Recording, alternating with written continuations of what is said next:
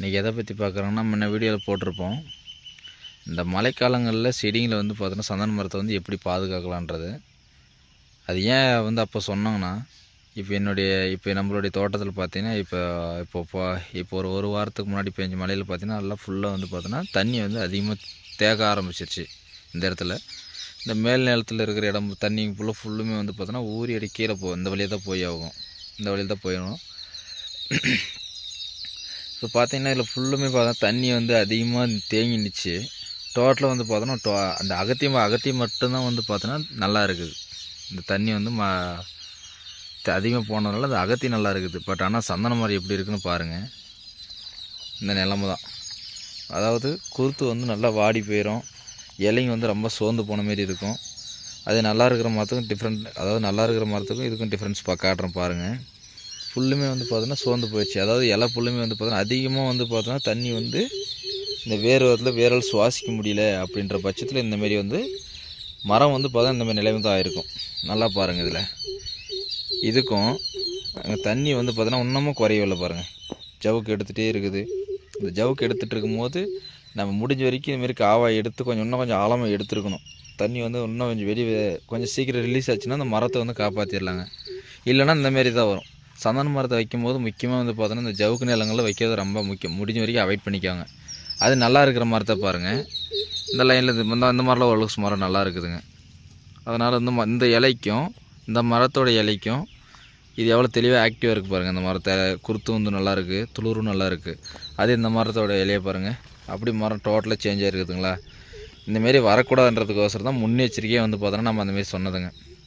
முடிஞ்ச வரைக்கும் அவாய்ட் பண்ணிக்காங்க. அதாவது ஜவுக்கு நிலங்களில் வந்து பார்த்தோன்னா சந்தன மரத்தை வைக்கிறது ரொம்ப அவாய்ட் பண்ணிக்க. ஏன்னா அதிகமாக வந்து ஈரப்பதம் அதிகமாக இருக்கும் போதோ தண்ணி அதிகமாக இருக்கும் போதோ வேரால் சுவாசிக்க முடியாது. அந்த வேரால் சுவாசிக்க முடியாத பட்சத்தில் இந்தமாரி நிலைமை தான் ஒரு செடிக்கும் பாருங்கள்.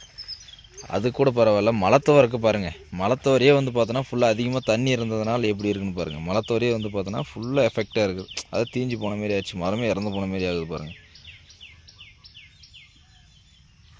இங்கே பாருங்கள்.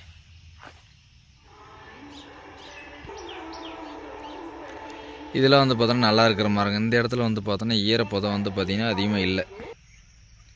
இந்த மரம்லாம் பார்த்தோன்னா ஓரளவுக்கு ஆக்டிவாக இருக்குதுங்க. பட் என்னென்னா இதுவும் வந்து வரப்போகிறதுல தான் இருக்குது. பட் என்னென்னா இதில் வந்து தண்ணி வந்து தேங்கி நிற்கலை. அதனால் வந்து கொஞ்சம் குயிக்காக வந்து வெளியேறிடுச்சு. இந்த வெளியேறாத இடத்துல இருக்கிற மரம் மட்டும் அப்படி இருக்குதுங்க. இந்தமாரி ஒரு 5 மரம் வந்து நம்மளுக்கு இந்தமாரி இடத்துல டேமேஜ் ஆகிருக்குது. முடிஞ்ச வரைக்கும் இதெல்லாம் கொஞ்சம் பார்த்து வச்சுக்கோங்க. சப்போஸ் அப்படியே அதிகமாக வந்து பார்த்தோன்னா ஜவுக்கு போகிற இடமா இருந்தாலும் நீங்கள் முடிஞ்ச வரைக்கும் வந்து பார்த்தோன்னா சீக்கிரம் வந்து அது வெளியேற்றுற மாரி ரெடி பண்ணிக்கோங்க. அதுதான் உங்களுக்கு ரொம்ப சேஃபாக இருக்கும். அதே அந்த மலையடி வாரத்தில் நின்ற மாரி இருந்தால் கூட பிரச்சனை இல்லை. ஏன்னா வந்து பள்ளத்தை நோக்கி தண்ணி வந்து சீக்கிரம் ரிலீஸ் ஆகிரும். ஆனால் பட் இதுமாரி இருக்கும்போது ரிலீஸ் ஆகாது. அதனால் முடிஞ்ச வரைக்கும் சந்தன மரத்தில் வைக்கும்போது இதெல்லாம் கொஞ்சம் பார்த்து வைக்கிறது ரொம்ப நல்லது. இது நம்மளுடைய தோட்டத்தில் இதெல்லாம் நம்ம ஓன் அனுபவம் தான். ஏன்னா இந்த வந்து நம்ம தோட்டத்தில் வந்து இதுமாரி வந்து இது வந்து 2வது டைம் வந்து இந்தமாரி எஃபெக்ட் இருக்குது நமக்கு.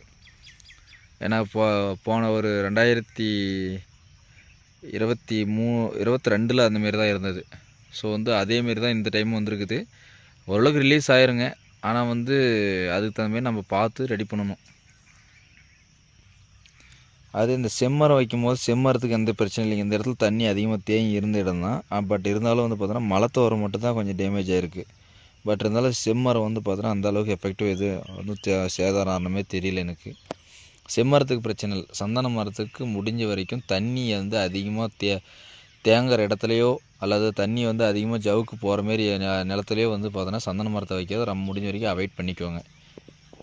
இது நம்ம தோட்டத்தில் வந்து இந்தமாரி நம்ம தோட்டத்தில் இந்தமாரி இருக்குது. அதனால் உங்களுக்கு சொல்ல வரோம். ஆல்ரெடி வீடியோவில் அதுதான் முன்னெச்சரிக்கையாக நம்ம வந்து அந்த வீடியோ போட்டதுக்கு காரணம் என்னென்னா ஒரு முன்னெச்சரிக்கை நடவடிக்கை எடுத்துக்கோங்க.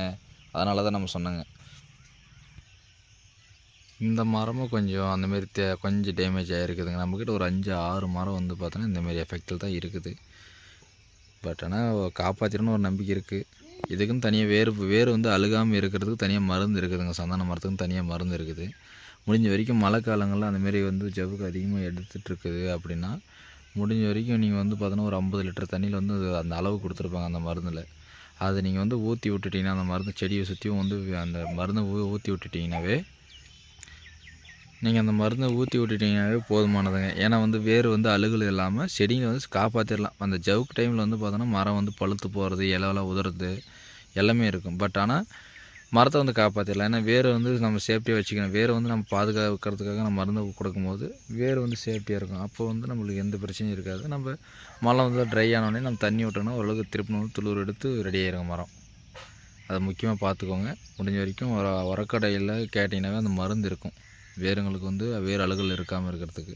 அதை முடிஞ்ச வரைக்கும் வாங்கிட்டு வந்து சேஃப்டியாக வச்சுக்கோங்க. மழை காலங்களில் அதிகமாக தண்ணி எடுக்குது, தண்ணி வந்து குறையவே இல்லை, தோட்டத்தில் வந்து அதிகமாக தேங்கி நிற்கிட்டே இருக்குது அப்படின்னா அப்போது வந்து அந்தமாரி டைமிங்கில் வந்து பார்த்தோன்னா நீங்கள் வந்து அந்த மருந்தை மட்டும் யூஸ் பண்ணுங்கள். மற்றபடி வேறு எதுவும் யூஸ் பண்ணாதீங்க. ஏன்னா சந்தன மரத்தை பொறுத்த வரைக்கும் ஆர்கானிக்காக தான் வளர்க்கணும். நம்ம உரமோ எருவு, அதாவது நாட்டு எருவு, மாட்டு எருவுங்க, ஆட்டு எருவுங்க அதை கொடுக்கலாம். பட் ஆனால் கெமிக்கல் வந்து ஆட் பண்ணதை நம்ம கொடுத்தோம்னாவே மரம் வந்து சேகாததில் பிரச்சனை வரும். அதனால் வந்து மேக்ஸிமம் யாரும் கொடுக்க மாட்டாங்க. அதை அவாய்ட் பண்ணிக்கோங்க. இந்த கெமிக்கல் மருந்து மட்டும் வேறு அழுகாமல் இருக்கிறதுக்கு போட்டு வச்சுக்கோங்க. அதுதான் சேஃபாக இருக்கும்.